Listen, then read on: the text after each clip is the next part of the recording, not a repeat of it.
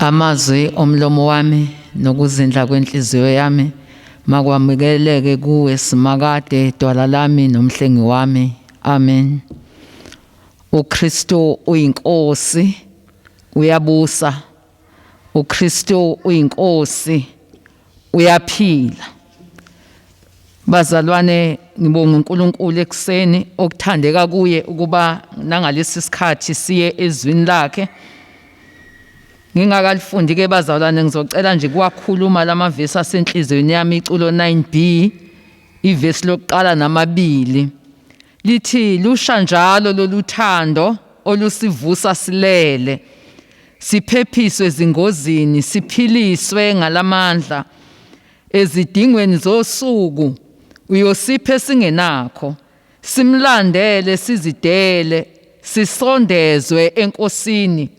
Ngalolodwa uthando lwakho silungiselela izulu, sisize nsuku zonke la, sihlale ngokukhuleka. Amen. Bazalwane, sibonga uNkulunkulu onothando olumangalisayo. Ngifisa nje ukufunda laphayana evangelini elifundiwe chapter 6. Ngifisa uqala lapha kuverse 10. uJesu wathi, bahlalisene abantu. Kwakukhona utshani obuningi kuleyo ndawo. Ahlala phansi ke amadoda, umumo wawo kungathi izinkulungwane eziyisihlanu. uJesu wazithabatha izinkwa wabonga, wayesezabela ababehlezi phansi, kanjalo futhi nezinhlanzana njengokuthanda kwabo. Kuthe sebesuthi wathi kubafundi bakhe, buthani imvuthuluka eseleyo, kungachitheki lutho. Base bebutha bagcwalisa iziqabetho eziyi12 ngemvuthuluka yezinkwa eziyisihlanu zebhali eyasala kwabadlileyo. Amen. Bazalwane, lapha sibuka uNkulunkulu enza imangaliso entweni encane, kodwa yena usuthisa abantu abaningi kuze kube khona okusalayo. Lokho enhlizweni yami kungivezela ukuthi kuke kube nezimo lapho owenza khona izinto ungenanto, uyibona unento encane kakhulu, ungazi ukuthi ngiyofika phi nalento encane kangaka enginayo. Kodwa uNkulunkulu ngomusa wakhe ubone izinto zanda, kwenzeka kuze kusalele nabanye. Umangali ukuthi kungani, ngoba uNkulunkulu wethu uNkulunkulu osithanda ngothando olumangalisayo nolujulileyo. Uyasondla. Ngeke ngabuka icollector la namhlanje lithi uNkulunkulu ophanayo uyasondla ngamazwi okuphila nangesinkwa sesibusiso, siqinise ukuze siphile ngokuzethemba ebuhleni bakho, sibhekene nokwesaba nokwabelana isinkwa sethu. Ngaye uJesu Kristu inkosi yethu ophile busa nawe nomoya ongcwele, uNkulunkulu munye manje naphakade. Amen. uNkulunkulu osondlayo ngesinkwa semihla ngemihla. Inhliziyo yami iye yabheka ke bazalwane, ngibheka lapha esifundweni sokuqala ukuthi inkosi uDavide uNkulunkulu wayephe ubuhlakani ngendlela emangalisayo. Kodwa ngelinye ilanga ehamba ophahleni, iso lakhe limbukisa izinto okungezona ezakhe, uze ufinyelela lapha athatha khona isinqumo sokwenza okuphambene nentando kaNkulunkulu.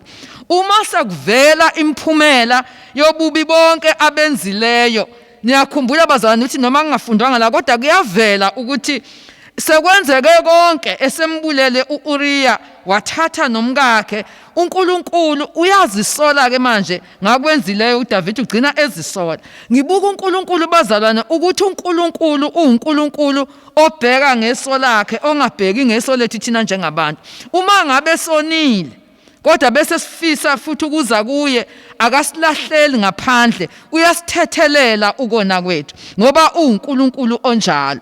Uma ubuka lapha encwadini yabaseFesu uthi thina onke amadolo ethu aguqa kuye eyethuwe ngayo yonke imindeni ngoba uNkulunkulu wethu uNkulunkulu osithanda ngothando olumangalisayo ukuthi izinto ezisehlulayo asilethele ukuba sibe sijule kuzo sibe nokuqonda kuzo bese ubuka ukuthi uNkulunkulu wethu akabheki ngempela njengokubheka kwabantu ubheka ngeso lakhe.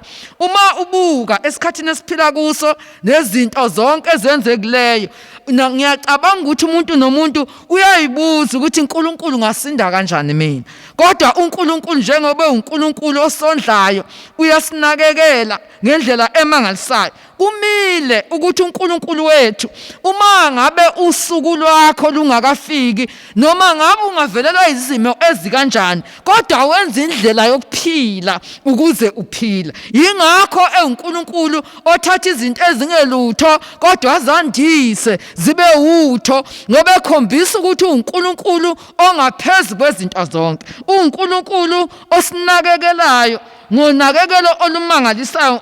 Thina singabantwana bakhe uyasinakekela ngendlela emangalisayo njengalokho anakekela labana babe baningi belambile kodwa uwabusisa maqede badla benela ngenxa yokuthi uNkulunkulu onjalo. Siyambona uNkulunkulu uma ngabe uJesu abafundi bakhe ehamba phezulu kolwandle sebesaba ukuthi kwenzakalani kodwa uNkulunkulu uthi ningesabi ngokuba yimi. Zikhona izimo esihlangabezana nazo empilweni yethu uze ungabazi ukuthi kodwa uNkulunkulu usekhona lapha kodwa umuzi uMoya oNgcwele ethi nginawe ngoba emoyeni ezinjengalezo usetshathe ehlombe bazalwane ubona uphumela ngaphesheya ungazi na ukuthi kanjani ngenxa yokuthi wena uNkulunkulu wethu osinakekelayo, uNkulunkulu wethu osithanda ngothando olumangalisayo. Siyambheka kuNkulunkulu nakulezi zikhathi ukuthi kukhona konke kwenzeka, kukhona konke izinto zisixaka ngapha nangapha kodwa umile uNkulunkulu ovula izandla ukuba nobani oza kuye akuzwe ukufudumala kuye, akuzwe ukuxazululwa inkinga zakhe zomphefumulo ngoba uNkulunkulu onakekelayo. Noma behamba bathandiweyo bethu bedlula kodwa akungenxa yokuba uNkulunkulu esijezisa kodwa ingenxa yokuthi usuku nosuku umuntu ngenkathi ezalwa wayazi uNkulunkulu ukuthi ngosuku oluthile lona ngiyamthatha, ngosuku oluthile lona ngiyamthatha. Akangasitshela nendlela azokwenza ngayo ngoba uNkulunkulu yena konke kubheke ngakuye, uNkulunkulu osinakekelayo, uNkulunkulu osithandayo.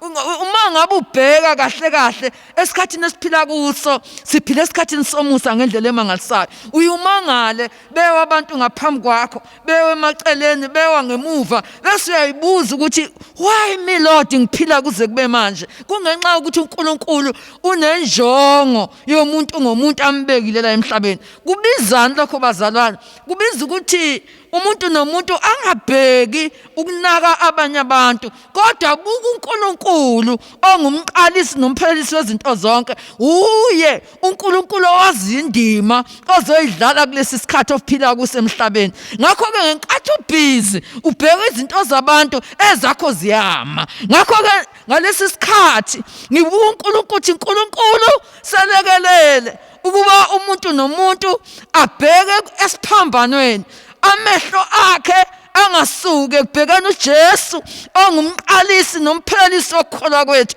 Ngoba ngalokho bazalwane kufanele siqonde ukuthi mase sifikile phambi kwakhe akekho oyolanda ngokwenziwa omunye umuntu kodwa yilona lo uzobe ebhekene nokwakhe akwenzileyo esesezweni lasemhlabeni. Ngakho ke baba uNkulunkulu wethu uyasithanda, uyasinakekela, ufuna wonke umuntu eze kuye eze enjengoba enjalo ngoba uNkulunkulu ufuna ukuba singabi nakho ukulingisa izwe kodwa silingise yena ongu-Alpha no-Omega. Siyabonga baba wethu ongcwele, siyabonga isewe Nkosi yethu Jesu, sibonga ukuthi siyizoni singafanele nokubutha imvuthuluka phansi kwetafula lakho kodwa uyasondla uNkulunkulu wethu ongcwele ngendlela zonke ezehlukeneyo.